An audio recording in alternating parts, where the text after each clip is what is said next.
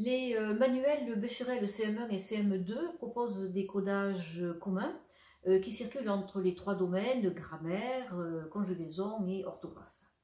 Alors le codage est extrêmement important parce qu'il permet de matérialiser des éléments un peu théoriques qu'il convient de poser, de visualiser, de concrétiser.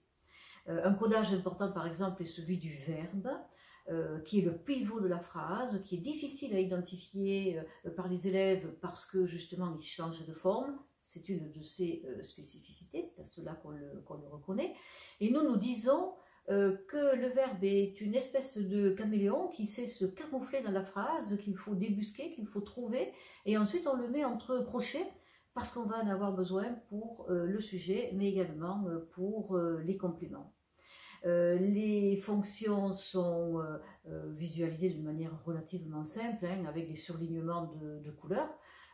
Jaune pour le sujet, rose pour les compléments d'objet et bleu pour les compléments circonstanciels.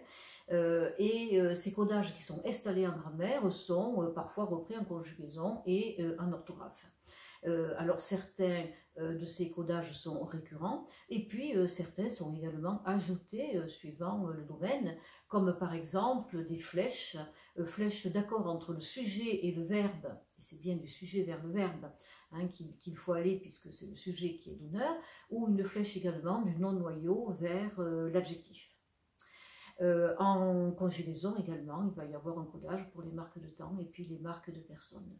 Tous ces codages sont parfois récurrents, ils sont simples, ils sont clairs et ils permettent aux élèves de visualiser des notions importantes comme celles de classe grammaticale, de fonction, d'accord et bien sûr tout cela va les aider considérablement dans leur apprentissage de la langue.